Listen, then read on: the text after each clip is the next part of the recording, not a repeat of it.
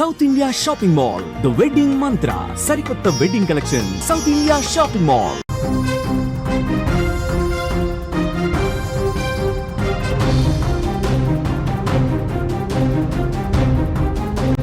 అంతరిక్షంపై ప్రయోగాలు చేయడం ఆపేసి అమెరికాపై ప్రయోగాలు చేయడం మొదలుపెట్టారు ప్రపంచ కుబేరుడు ఎలాన్ మస్క్. ట్రంప్తో విభేదాలు ప్రపంచంలో కొత్త పరిణామాలకు దారితీస్తున్నాయి. ట్రంప్కు మస్క్ దూరం అవుతున్న వేళ అగ్రరాజ్య వ్యతిరేక దేశాలు మస్క్ను దగ్గర చేసుకునేందుకు పోటీ పడుతున్నాయి. తాజాగా రష్యా నుంచి మస్క్కు బంపర్ ఆఫర్ వచ్చింది.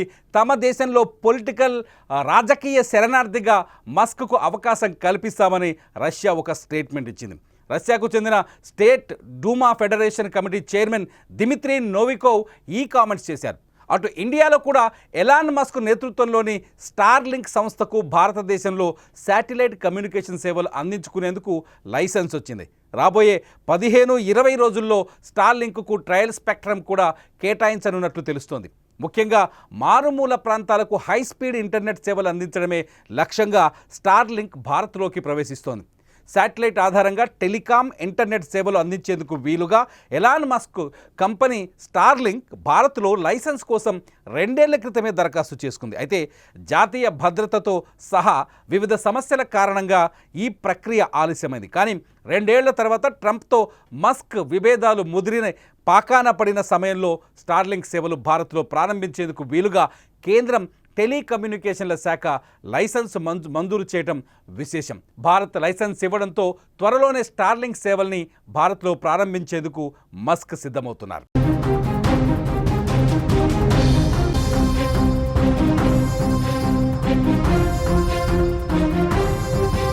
అమెరికాతో మన దేశానికి ఈ మధ్య గ్యాప్ ఏర్పడింది. పాక్తో యుద్ధం జరిగిన సమయంలో ట్రంప్ వ్యవహరించిన తీరు, తర్వాత చేసిన కామెంట్స్ దూరాన్ని పెంచాయి. ఇదే సమయంలో ట్రంప్ మస్క్ గొడవ మొదలై దాదాపు ఇరువురు దూరమయ్యారు. ఎన్నికల వరకు మంచి స్నేహితులుగా ఉన్న వారి మధ్య వన్ బిగ్ బ్యూటిఫుల్ యాక్ట్ దుమారాన్ని రేపింది. ఈ బిల్లు $4 ట్రిలియన్ విలువైన పన్నులు ఖర్చులను తగ్గించేందుకు ట్రంప్ ప్రభుత్వం ప్రవేశపెట్టగా దానిని మస్క్ వ్యతిరేకించారు. ఈ బిల్లులో ఎలక్ట్రిక్ వాహనాలపై ప్రభుత్వం అందిస్తున్న రాయితీలను కూడా రద్దు చేయడం వంటివి ఉండడంతో ట్రంప్ ముందే విమర్శలు గుప్పిస్తున్నారు. మరోవైపు ఎలాన్ మస్క్ ప్రాతినిధ్యం వహిస్తున్న డోజ్ సంస్థ కార్యకాలం 132 రోజులు మాత్రమే ఉండడంతో అది కాస్త ముగిసింది. అయితే డోజ్ కార్యాలయం వర్కింగ్ హవర్స్ని డోజ్ పనితీరుని పొడిగించాలని మస్క్ డిమాండ్ చేశారు. దీనికి వైట్ హౌస్ వర్గాలు ససేమిరా అన్నాయి. దీంతో ట్రంప్పై మస్క్ ఎదురు తిరుగుతున్నారు. ట్రంప్పై సంచలన ఆరోపణలు కూడా చేస్తున్నారు. అంతేకాదు కొత్త రాజకీయ పార్టీ పెట్టేందుకు కూడా పావులు కదుపుతున్నారు డొనాల్డ్ ట్రంప్. రాసలీలల స్కామ్లో కూడా మస్క్ ఉన్నారని, అందుకే ఆ కేసు ముందుకు వెళ్ళటం లేదని బాంబు పేల్చారు. త్వరలో మరిన్ని సంచలన విషయాలు చెబుతానని మస్క్ చెప్పడంతో వైట్ హౌస్లో వణుకు మొదలైంది. అయితే అక్కడ ఎప్పుడు గ్యాప్ వచ్చిందో ఇటు భారత్, రష్యాలు మస్క్ను మచ్చిక చేసుకునే విధంగా చర్యలు ప్రారంభించాయి.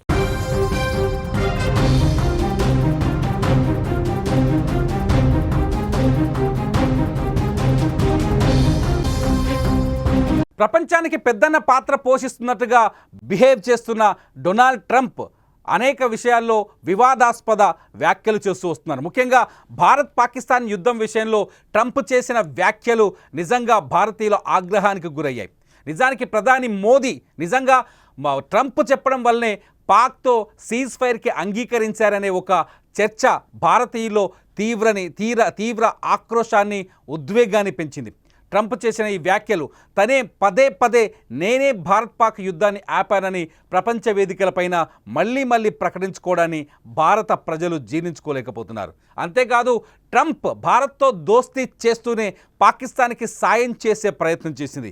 IMFలో 16% వాటా ఉన్న అమెరికా పాకిస్తాన్కి $2 బిలియన్ ఆర్థిక సహాయాన్ని అందించింది. ఇది భారత్కి తీవ్రమైన వ్యతిరేక నిర్ణయం. ఎందుకంటే పాకిస్తాన్కి ఆర్థిక సాయం చేస్తే ఆ ఆర్థిక సాయాన్ని తీసుకెళ్లి పాకిస్తాన్ ఉగ్రవాదం మీద ఇన్వెస్ట్ చేస్తుందని భారతదేశం పదే అమెరికాకు కూడా అర్థమయ్యేలా చెప్పింది. ఇది కాకుండా వరల్డ్ బ్యాంకు కూడా తాజాగా మరికొంత ఆర్థిక సాయం చేయడంతో ఈ చర్యల వెనుక డొనాల్డ్ ట్రంప్ ఉన్నారు అనేది భారతీయులు చాలా విశ్వసిస్తున్నారు. ఇదిలా ఉంటే రష్యాతో కూడా ట్రంప్ ఎప్పుడూ సరిగ్గా లేరు, పుతిన్పై తీవ్రమైన వ్యాఖ్యలు చేస్తూ వస్తున్నారు. నిజానికి రష్యా ఉక్రెయిన్ యుద్ధాన్ని నిలువరింప చేసేందుకు పుతిన్ కొంత ముందుకు వస్తున్న ట్రంప్ దాన్ని అడ్డుకునే ప్రయత్నం చేస్తున్నారు. నిజానికి పుతిన్ పైన డ్రోన్ దాడులు జరిగిన తర్వాత దానికి ప్రతీకారం తీర్చుకునేందుకు పుతిన్ ఉక్రెయిన్ పైన దాడి చేస్తే పుతిన్ని పిచ్చివాడని, మెంటలోడని ట్రంప్ బహిరంగంగానే కామెంట్ చేశారు. ఆ తర్వాత పుతిన్తో 2 రోజుల క్రితం ఫోన్లో మాట్లాడి ఇరాన్ విషయంలో పుతిన్ని బెదిరించే ప్రయత్నం చేశారు డొనాల్డ్ ట్రంప్. ఇదంతా చూస్తుంటే అమెరికా వ్యతిరేక దేశాలు, ఎలాన్ మస్క్ ఇవన్నీ చూసిన తర్వాతే ఎలాన్ మస్క్ ట్రంప్ని వదిలేసినట్టుగా తెలుస్తుంది. ట్రంప్ అవసరాన్ని బట్టి తన బుర్రని మార్చుకుంటాడని ట్రంప్ ఒక కంపు అంటూ నిన్న నుంచి ఎలాన్ మస్క్ వరుస దాడులు చేస్తున్నాడు ట్రంప్ పైన. సెక్స్ స్కాండిల్లో అంటే లైంగిక వేధింపులకు పాల్పడిన ఒక వ్యక్తితో, ఒక నిందితుడితో ట్రంప్కి సంబంధం ఉందని ఆరోపణలు చేశాడు. అంతేకాదు ట్విట్టర్లో పోల్ పెట్టి ట్రంప్ని రాజ్యాధికారం నుంచి దించేయాలని ఒక నిర్ణయం తీసుకోబోతున్నారని ప్రకటించారు. జేడీ వాన్స్ని ట్రంప్ను పక్కన పెట్టి వెంటనే జేడీ వాన్స్ని అమెరికా అధ్యక్షుని చేయాలని, జేడీ వాన్స్ ప్రస్తుతం ఉపాధ్యక్షుడిగా ఉన్నాడు, జేడీ వాన్స్ని అమెరికా అధ్యక్షుడిగా నియమించాలని డిమాండ్ చేశారు. ట్విట్టర్లో అమెరికాకు మరో రాజకీయ పార్టీ అవసరం కదా అనే ప్రశ్నకి విపరీతమైన స్పందన వచ్చింది. దాదాపు 22 కోట్ల మంది మస్క్ ట్వీట్కి ఓట్లేశారు. ఈ ఓట్లలో 80% మంది పార్టీ పెట్టాలని మస్క్ను కోరారు. ఇదిలా ఉంటే ఆ పార్టీ పేరు ది అమెరికా పార్టీ అంటూ మస్క్ మరో ట్వీట్ కూడా చేశారు. ఇదంతా చూడబోతుంటే ట్రంప్ని దించేందుకు మస్క్ కృతనిశ్చయంతో ఉన్నట్టుగా అర్థమవుతుంది. నిన్నటిదాకా ఎన్నికల్లో ట్రంప్కు పూర్తిస్థాయి మద్దతు అందించారు ఎలాన్ మస్క్. ఎన్నికల్లో ఆయనే చాలా స్వయంగా ప్రకటించారు, నా వల్లే డొనాల్డ్ ట్రంప్ అమెరికాలో విజయం సాధించారని. అయితే డొనాల్డ్ మస్క్ వ్యాఖ్యలపై తీవ్రంగా రియాక్ట్ అయిన ట్రంప్ ఎవరి సహాయంతో నేను ఎన్నికల్లో గెలవలేదని చెప్పుకొచ్చారు. నిజానికి ప్రపంచం మొత్తం మస్క్ వల్లే ట్రంప్ మళ్ళీ అధికారంలోకి వచ్చారని, రెండోసారి అమెరికా అధ్యక్షుడిగా ఎన్నికయ్యాడని చర్చిస్తోంది. కానీ మస్క్ని తాను ఎక్కడా సహాయం చేయలేదని ట్రంప్ అతన్ని కించపరిచే విధంగా మాట్లాడడం, ఇదంతా చూస్తుంటే డొనాల్డ్ ట్రంప్ క్యారెక్టర్ని పైన అనేక సందేహాలు వ్యక్తం చేస్తున్నారు రాజకీయ విశ్లేషకులు. ఇకపోతే ఇప్పుడు మస్క్ ఏం చేయబోతున్నారు అనేది ఇప్పుడు ఆసక్తికరంగా మారింది.